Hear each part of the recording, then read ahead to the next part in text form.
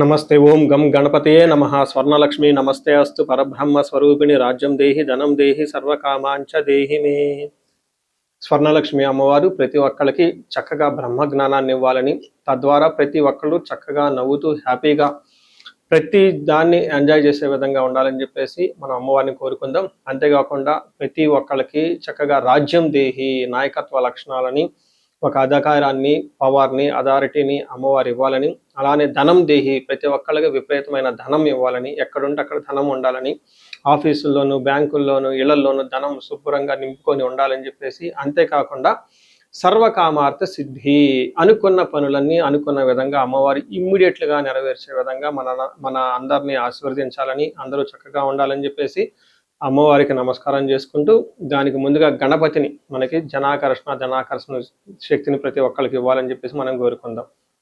ఈరోజు టాపిక్ మనం చూసుకుంటే గురువు మారుతూ ఉన్నారు. ఎప్పుడు మారుతూ ఉన్నారు? జూన్ 2వ తారీఖున గురువు మారుతూ ఉన్నారు. అయితే ఏంటి, నాకు లాభం ఏంటి, గురువు మారితే ఏంటి, దానివల్ల నేను నాకు అసలు ఏంటి అని మనం ప్రతి ఒక్కళ్ళు ఆలోచించుకుంటూ ఉంటాం. గురువు వచ్చేటప్పటికి 5 రకాల 6 రకాల ముఖ్యమైన పనులు చేస్తూ ఉంటారు. గురువు చాలా రకాల పనులు చేస్తుంటారు. ముఖ్యమైనవి మన ఇండివిజువల్ లైఫ్లో మనకి ప్రభావం చూపించేది ఫస్ట్ వచ్చేటప్పటికి ధన సంపాదనలో ఐశ్వర్యం కావాలంటే గురువు యొక్క అనుగ్రహం మనకు ఉండాలి. రెండోది సంతానం, పిల్లలు చక్కగా ఉండాలి, వాళ్ళు చదువుకోవాలంటే గురువు యొక్క అనుగ్రహం మనకు ఉండాలి. తర్వాత మనకి జ్ఞానం, అద్భుతమైన జ్ఞానం మనకు ఉండాలి. ఓకే, మనం చేసేది మంచినా చెడునా దాని గురించి లోతైన అవగాహన ఉండాలి. మనం చదువుకున్న జ్ఞానం మనకు ఉపయోగపడాలంటే గురువు యొక్క కృప మనకు ఉండాలి. అంతేకాకుండా ధర్మచింతన, మనం ఫాలో అయ్యేది కరెక్ట్ మార్గంలో ఉన్నామా, లేదంటే సన్మార్గంలో ఉన్నామా, లేదంటే తెలవకుండా వేరే మార్గంలో ఉన్నామా, రాంగ్ గైడెన్స్లో ఉన్నామా, రాంగ్ ఇన్ఫ్లుయెన్స్తో ఉన్నామా, ఇలాంటి యొక్క అన్ని విషయాలు మనకి గురువు ద్వారానే తెలుస్తుంది. ధర్మచింతన అంటారు. అంతేకాకుండా దైవభక్తి, టీచింగ్, ఇలా రకరకాల విషయాల్లో బంగారం, జ్యువెలరీ మనకి ఎలా ఉంటుంది ఏంటి, ఇలా ముఖ్యమైన యొక్క అంశాలు ప్రతి ఒక్కళ్ళ జీవితంలో గురువు మారటం ద్వారా మనకు ప్రభావితం చేయబోతుంటుంది. అయితే ఈ గురువు మార్పులో ఇంకా 2-3 ముఖ్యమైన ఇంపార్టెంట్ పాయింట్లు తెలుసుకోవాలి. ఫస్ట్, గురువు మిథున రాశిలో నుంచి కర్కాటక రాశిలోకి మారుతూ ఉన్నారు. ప్రతి సంవత్సరం గురువు ఒక్క రాశిలో తిరుగుతూ ఉంటారు, సంచారం చేస్తూ ఉంటారు. మిథున రాశి సక్సెస్ఫుల్గా 1 year అంతా కంప్లీట్ చేసుకొని ఇప్పుడు వాళ్ళు కర్కాటక రాశిలోకి వెళ్తున్నారు. అయితే కర్కాటక రాశిలోకి 12 సంవత్సరాల తర్వాత వచ్చి ఉన్నారు కాబట్టి ఈ యొక్క కర్కాటక రాశిలో గురు సంచారం చాలా ముఖ్యమైనది. ఎందుకంటే కర్కాటక రాశిలో గురువు ఉచ్చ స్థానంలో ఉన్నారు. మంచి చక్కగా ఈ సంవత్సరం అంతా పిల్లలు ఎవరు పుట్టినా కానీ వాళ్ళకి గురువు జాతకంలో వచ్చే స్థానంలో ఉండి మంచి యోగ్యతను ఇస్తూ ఉంటారని మనం చెప్పుకోవచ్చు. సో ఈ యొక్క ఉచ్చ స్థానంలో ఉన్న గురువు సంపూర్ణమైన ఫలితాన్ని, చక్కటి ఫలితాన్ని ప్రతి ఒక్కరికి ఇస్తూ ఉంటారు. అయితే వాళ్ళ యొక్క ప్రభావం 12 మనుషుల మీద ఉంటుంది. ఈ మనుషులందరూ 12 రకాల రాశులుగా విభజించడం జరిగింది. కొన్ని రాశులకి, చాలా వరకు రాశులకి అనుకూలంగాను, కొన్ని రాశులకు ప్రతికూలంగాను, కొన్ని రాశులకి సామాన్యంగాను ఉండే అవకాశం ఉంటుంది. ఇప్పుడు మనం గురువు ప్రతి ఒక్కళ్ళ రాశులకి మేష నుంచి మీన వరకు ఎలాంటి ఫలితాన్ని ఇస్తూ ఉంటారు, ఆ ఫలితాలను మనం ఎలా ఎంజాయ్ చేయొచ్చు, ఇన్ కేసు ఫలితాలు కనుక సరిగ్గా వాళ్ళకి అనుభవంలోకి రాకపోతే ఏం చేయాలి, అలానే కొన్ని రాశులకి ఖచ్చితంగా ప్రతికూలమైన పరిస్థితులు ఉన్నాయి, ఎలాంటి ప్రతికూలమైన పరిస్థితులు ఉన్నాయి, వాటిని తప్పించుకోవడానికి మనం ఎలాంటి పరిహారాలు చేసుకోవాలి అనేది కూడాను 12 రాశుల వైజ్గా ఆ రాశికి ఎలాంటి ప్రభావం ఉంటుంది, దానికి మనం ఎలాంటి పరిహారాలు చేస్తే చక్కగా ఉంటామో కూడా మనం ఈ వీడియోలో మనం చక్కగా తెలుసుకుందాం. మనం కుంభరాశి చూద్దాం. కుంభరాశి వాళ్ళకి ఏలినాటి శని యొక్క ప్రభావంతో ఉన్నారు. అయితే లాస్ట్ స్టేజ్లో ఉన్నారు.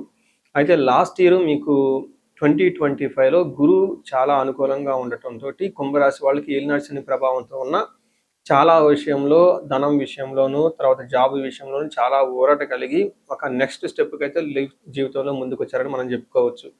అయితే గురువు ఈ మార్పు వల్ల, ఇప్పుడు జరగబోయే మార్పు వల్ల కుంభరాశి వాళ్ళకి అంత అనుకూలంగా ఉండదు. కొంచెం జాగ్రత్తగా ఉండవలసిన పరిస్థితి అయితే ఖచ్చితంగా ఉందని తెలుసుకోవాలి. ఏ విధంగా మన మహర్షుల సంస్కృతంలో ఏం చెప్పారంటే ధారాపుత్ర విరోధచ్చ, భార్యతోటి పుత్రులతోటి విభేదాలు వచ్చే అవకాశం ఉంటుంది, అనవసరంగా గొడవలు పడే అవకాశం ఉంటుంది. అంతేకాకుండా స్వజనే కలహ అంటే సొంత మనుషులతోటి గొడవలు పడుతూ ఉంటారు. అంటే మీకున్న ఓన్ ఎంప్లాయీస్ కానివ్వండి, లేదంటే ఇప్పటిదాకా మీరు నమ్మి మీ వెనక ఉన్న వాళ్ళు కానీ, అలాంటి వాళ్ళు మిమ్మల్ని ద్వేషించే అవకాశం ఎక్కువ ఉంటుంది.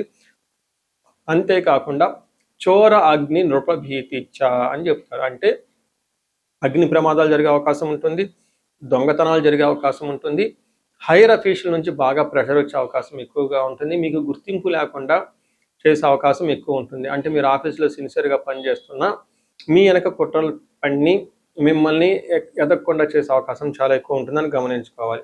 అంతేకాకుండా భీతి, కొంచెం భయంగా ఉండే అవకాశాలు చాలా ఎక్కువ ఉంటుందని గమనించాలి.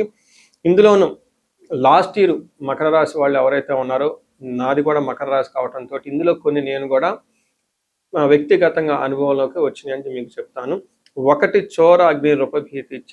లాస్ట్ ఇయర్ నాకు పర్సనల్ లైఫ్లో మా పాపది గొలుసు పోగొట్టుకున్నాను ఒక పెళ్లికి వెళ్ళి. అందుకని చాలా జాగ్రత్తగా పెట్టుకోండి. సంపాదించడం ఒక ఎత్తు, రెండోది కాపాడుకోవటం రెండో ఎత్తు. ఎంత కేర్ తీసుకున్నా కానీ ఆ పెళ్లికి వెళ్ళి ఆ పెళ్లిలో గొలుసు పోగొట్టుకోవడం జరిగింది. ఇప్పుడు బంగారం విలువ ఎంత ఉందో మీకే తెలుసు కాబట్టి జ్యువెలరీ చాలా జాగ్రత్తగా పెట్టుకోండి. అలానే అగ్ని ప్రమాదాలు జరిగే అవకాశం ఎక్కువ ఉంటుంది. చాలా కేర్ఫుల్గా ఉండాలి. నృపభీతి, ఎవరైనా కనుక జాబ్ చేస్తున్నా, గవర్నమెంట్ అఫీషియల్స్ ఉన్నా, ఇంకొకటి ఉన్నా కానీ పన్నులు త్వరగా కాకుండా చాలా లేట్ అయ్యే అవకాశం ఉంటుంది. సో అది జనరల్గా నేను ఒక పని మీద ఒక అఫీషియల్ వర్క్ మీద చేయాల్సి వస్తే పని, మా ఆడిటర్ గారు ఏముందండి ఈ పని మీకు హార్డ్లీ 15 days 30 daysలో అయిపోతుందని నాకు చెప్పడం, సలహా ఇవ్వడం జరిగింది. కానీ నా ఎక్స్పెక్టేషన్ అది 3 to 4 monthsలో అవుతుందని నేను అనుకున్నాను. కానీ రియల్ లైఫ్లో ఆ పని 6 months కంటే ఎక్కువ జరిగింది. అంటే చూడండి, నృపభీతి అంటే గవర్నమెంట్ అఫీషియల్స్ నుంచి ఇంకొక దాని నుంచి వర్క్ అనేది స్మూత్గా పోకుండా ఇబ్బందులు పడే అవకాశం ఎక్కువ ఉంటుంది. రెండోది ఎక్కువగా ఇంటర్పర్సనల్ స్కిల్స్ ఎక్కువగా మెయింటైన్ చేయడం అవసరం. చాలా పేషెన్సీగా ఉండవలసిన టైం అయితే మీకు ఖచ్చితంగా ఉంటుంది. ఫ్యామిలీ మెంబర్స్ అంతా మీరు ఇండివిజువల్గా కలిసి చక్కగా దేవాలయాలు ఎక్కువగా విజిట్ చేయండి, ఆశ్రమాలు ఎక్కువగా విజిట్ చేయండి, శుభకార్యాలకి ఎక్కువగా రెగ్యులర్గా వెళ్తూ ఉండండి. చాలా జాగ్రత్తగా ఉంటే ఇవి మెయిన్ మీకు ఉండాల్సింది జాగ్రత్తగా ఉండటం. ఇంటర్పర్సనల్ స్కిల్స్ చక్కగా మెయింటైన్ చేస్తే గురువు మీకు చక్కగా సహకరించి ఉన్నతంగా తీసుకెళ్లే అవకాశం చాలా ఎక్కువ ఉందని గమనించుకోవాలి. సంసారంలో వైరాగ్యము, వృధాశ్రమ, అధిక ధన వ్యయాలు ఉంటాయి. ప్లానుడ్గా ఖర్చు పెడితే చాలా బాగుంటుంది. చూశారు కదండి, కుంభరాశి వాళ్ళకి ఇప్పటిదాకా బాగా సపోర్ట్ ఇచ్చిన గురువు ఈ June 2 తర్వాత కొంచెం వాళ్ళు పెట్టే పరీక్షలు మీరు అంటే పెద్దగా ఇబ్బంది పెట్టరు, బట్ కొన్ని సందర్భాల్లో ఇబ్బందులు పెట్టే అవకాశం ఉంది కాబట్టి పేషెన్సీగా ఉండటం చాలా మంది గమనించాలి. సో చూశారు కదా, గురువు ఈ రాశి వాళ్ళకి ఎలాంటి అనుకూల ప్రతికూలాలు తీసుకుని వస్తున్నారు, ఫలితాలు తీసుకుని వస్తున్నారు, అనుభవంలోకి రాబోతున్నాయో ఈ జూన్ నుంచి 2027 జూన్ వరకు, 2026 జూన్ నుంచి 2027 జూన్ వరకు ఎలాంటి ఫలితాలు ఉన్నారో మనం తెలుసుకుందాం. అయితే గురువు యొక్క అనుకూల ప్రభావం మన మీద ఉండటానికి మనం కొన్ని రకాల పరిహారాలను ఖచ్చితంగా చేసుకోవాల్సి ఉంటుంది. ఒకటి, గురువుకి సంపూర్ణ శాంతి పూజలు చేసుకోవాలి. సంపూర్ణ శాంతి పూజలు అంటే ఏంటి, చాలా మందికి అవగాహన ఉండదు.